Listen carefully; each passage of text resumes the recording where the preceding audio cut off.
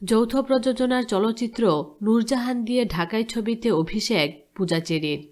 গত বছর পূজা চেরি অভিনীত 3টি সিনেমা দেখেছেন ঢালিউডের দর্শকরা। পোড়ামন 2 ও দহন ছবির মাধ্যমে প্রশংসিত ও ব্যবসা সফল নায়িকা হয়েছেন পূজা চেরি। ঢালিউডের গত বছরের ব্যবসা সফল ছবির নায়িকা পূজা চেরি কাজ করা বন্ধ করে দিয়েছেন। আর কোনো ছবিতে শুটিং করছেন না তিনি, কারণ এই নায়িকা এখন পর্যন্ত মাধ্যমিক লেভেলটা টপকাতে পারেননি।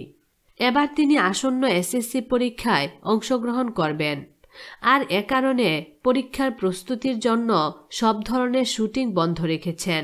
পরীক্ষা শুরু হবে আগামী ফেব্রুয়ারি থেকে, তাই আপাতত সেদিকেই মনোযোগ তার। পূজা চেরি সংবাদ মাধ্যমকে বলেন, পরীক্ষার জন্য শুটিং নয়, পড়ার টেবিলেই সময় কাটছে তার।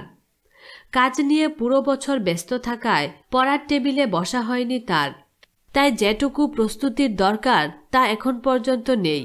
মডেল টেস্ট দিয়ে এসএসসির জন্য পড়াশোনা নিয়ে ব্যস্ত সময় পার করছেন তিনি। পূজা আরও বলেন, এখন পরীক্ষার জন্য নিজেকে প্রস্তুত করছি। পরীক্ষার পর নতুন ছবির কাজে নামব।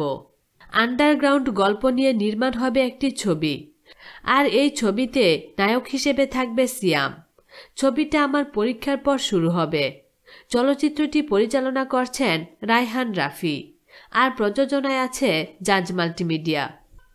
পরীক্ষা শুরু হলেও বাধা নেই পূজা চেরির নতুন ছবি মুক্তিতে। যৌথ প্রযোজনার নতুন ছবি প্রেমামা 2 মুক্তি পেতে যাচ্ছে আগামী 25 জানুয়ারি। ছবিতে জুটি বেঁধে অভিনয় করেছেন কলকাতার আদ্রি ও পূজা চেরি। এটি প্রযোজনা করেছে ঢাকার জাজ মাল্টিমিডিয়া ও কলকাতার রাজ চক্রবর্তী প্রোডাকশন। বিনোদন জগতের নিত্য নতুন খবরাখবর জানতে আমাদের চ্যানেলটিতে সাবস্ক্রাইব করার জন্য আপনাকে আন্তরিক ধন্যবাদ।